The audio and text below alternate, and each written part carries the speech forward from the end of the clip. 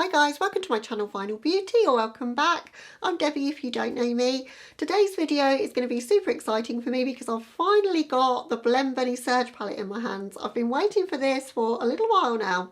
It took 2 weeks just sitting there in customs in the UK. Didn't have to pay any customs charges, so I don't know what was going on there.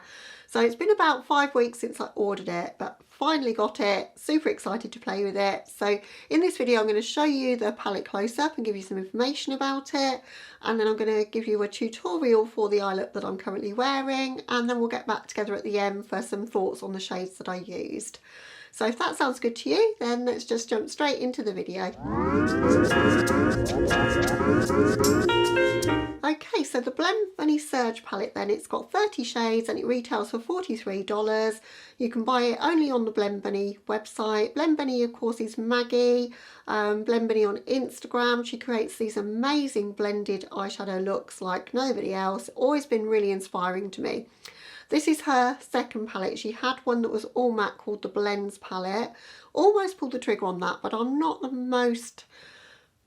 really that much of a fan of all matte palettes. I've got one or two in my collection, didn't feel I needed another one, and I was just waiting for the right release, and this one was it for me.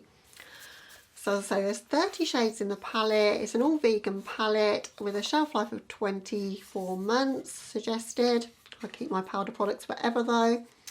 These are the shades, and this is why I thought it was so special, because you've got a row of pastels there, you've got a row of mid-tones, a row of like deepening up shades for every colour on here.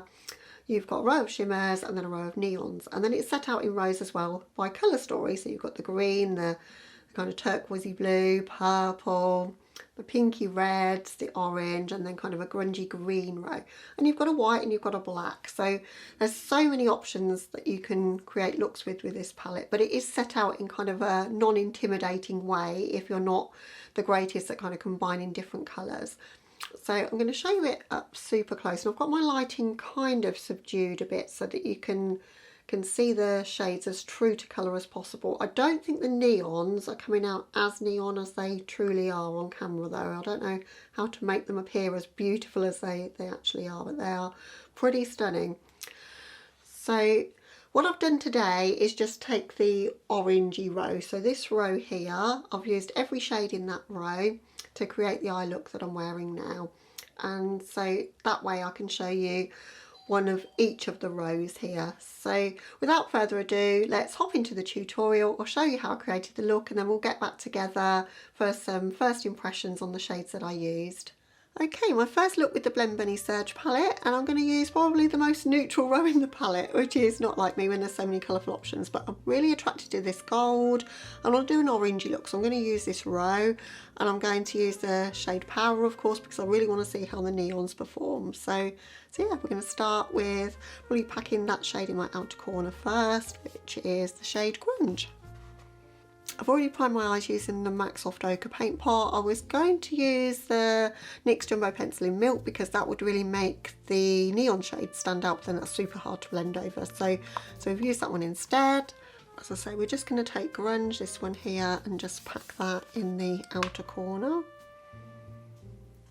I'm just using a Spectrum A12, which is like a fluffy pencil brush.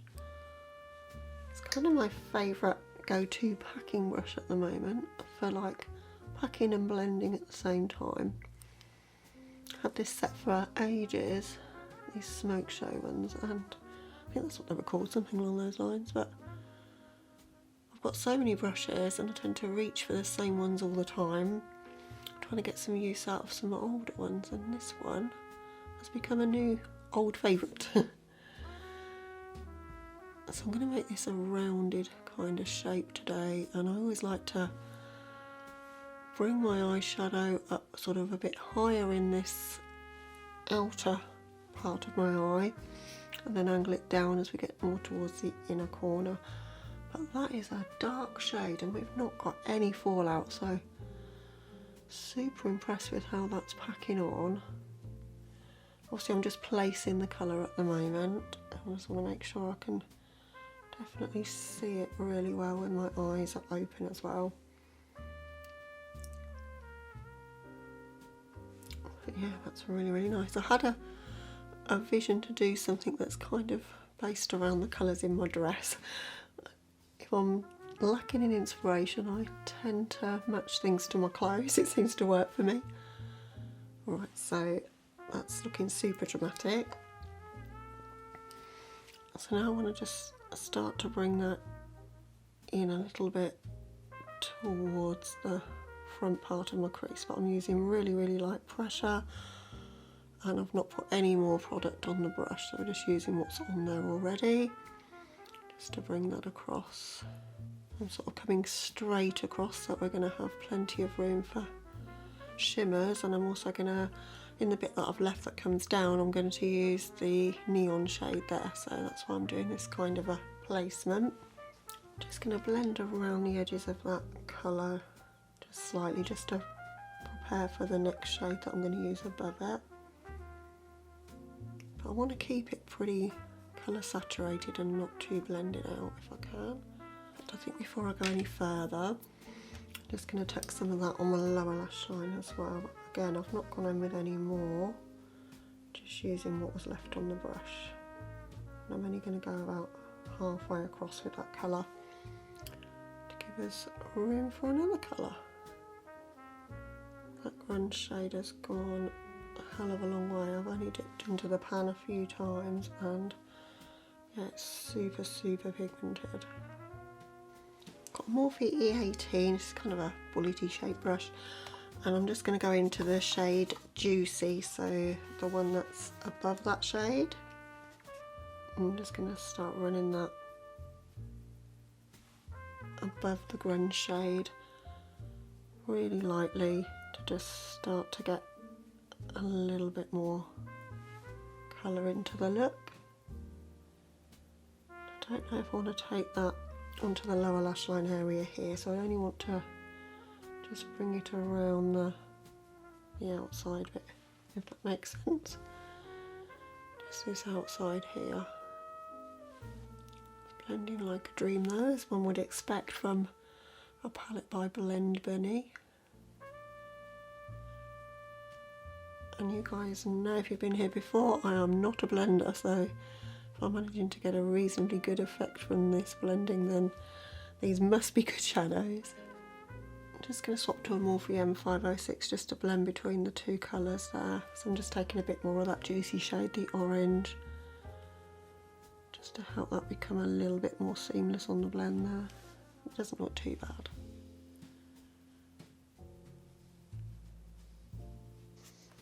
And then just with the little bit of brow space we've got left there, I'm going to go in with Cut Out, this one here, and quite a big blending brush, and just use that just to diffuse the edges there. It's a good eraser shade, I think, if you've gone up a little bit too high. Though in my book you can never go up too high, you need to use all the eye space you have, I think. I'm just going to use that shade just to diffuse the lower lash line. It might just help to correct a little bit of a mistake I've got going on in this corner here. Doesn't look quite as sharp as that side. Okay, now I want to incorporate the neon shade, this Power shade, which looks so much brighter in person than it does on camera. I'm going to just pack that to start with, because neon shades are notoriously hard to get to stay neon if you blend them, so I'm going to do as little blending as possible. But I'm packing that shade down just on this inner part here. I think, as I say, it would look a lot more intense if it had been packed over a white base, but it does look nice. Any that we've got on the lid isn't going to matter too much, because we're going to cover that with the shimmer anyway. For the rest of the lower lash line here, I'm just going to go back into that juicy shade. I'm just going to bring that across to meet with that grunge shade that we started with, and to kind of meet up with the neon as well. And I'm going to go in with NYX Glitter Primer and kind of do a half cut crease. I'm just taking that glitter primer to where the deep shade of that grunge matte starts, so about 3/4 of the way across the lid. Okay, now we're going to go in with this gold shade called Zip It Up. And I'm just going to pack that all over the lid. I'm not going to mess about blending lots of different shimmers together. I really just want this shimmer to be the focus in the look. It's like a really beautiful old gold shade. It's stunning. Not the easiest shimmers to pick up on a brush. I think they do recommend to use your fingers for these, but that's not my preferred method of application, as you guys know, so I'll try and make all shimmers work with a brush if I can. And it is working, it's just taking a little bit of time to build up. But the glitter primer is helping as well. Just making sure I've taken that high enough. I'm just going to dip into a bit of the juicy shade, which is the orange, and just help to fade between the grunge shade and that gold. So this is just a matte, but over the top of that shimmer, it's just helping to blend the two together. And then for my inner corner, I'm going to move away from that row and I'm going to go on to this one and use the shade Flash. That's not really showing that well, so I'm going to pack it onto the brush and spray it. Yeah, that's a lot more intense if you do that. I just want it just in that tiny little portion in my inner corner. Sometimes I bring my inner corners down quite low, but just want it just an accent in the inner corner. Just a bit of brightness there today. Okay, so that's the eyes to this point. Just going to hop off camera for something in my waterline, mascara and a lip, and I'll be back with you with final look and to wrap up the video. Okay guys, so this is the finished look, of course. Really love how it turned out. It's super dramatic without even having a wing. I mean, normally I'll put a wing with a look, but I think there's so much intensity in the outer corner, but so much like vivid brightness in the inner corner. It's just really beautiful how it's turned out. In my waterline, I've finished it off using an LH Cosmetics crayon. This is Happy Mood. Just wanted a bit of flash of yellow there to kind of echo the gold on my lids. And then on my lips today, I've gone in with Melt Cosmetics Bullet Lipstick, and this is in the shade Pink Heels, because I didn't want anything too deep and dark, but I wanted something that echoes the same kind of tones that I've used on my eyes. So my thoughts on the palette then. Well, I'm really enjoying it so far. I think it blends really, really easily. I expected nothing less from Blend Benny. I knew that the shades would blend themselves pretty much, and that was another reason why I was really interested in this. Obviously, I've only tried out this row, so I can only talk about those, but I think having cut out a shade like that is a brilliant transition for a lot of other shades as well, but one of those sort of eraser shades which are always really useful. Juicy, the orange, is really, really beautiful. It's a vivid orange, gorgeous. Grunge is like an interesting shade because it's not really brown, it's got like reddy kind of tones in it. Really, really super beautiful. Zip It Up is one of those shimmers that's quite difficult to get a lot of intensity with a brush. I think using a finger it would work so much better. But over glitter primer, it's really, really glitzy and beautiful. And then the shade Power really packs a punch. I think it would look a lot better though over the NYX Jumbo pencil in Milk. Any white primer always helps with neon shades, and like any other neon shades that I've ever tried, they don't really blend like an eyeshadow, so they're best packed on. But it didn't blend too badly. I blended it with Juicy kind of as it goes here towards like the centre of my crease, and yeah, it looks okay. It hasn't all dusted away, but I think you lose some of the punch of a neon when you try and blend it.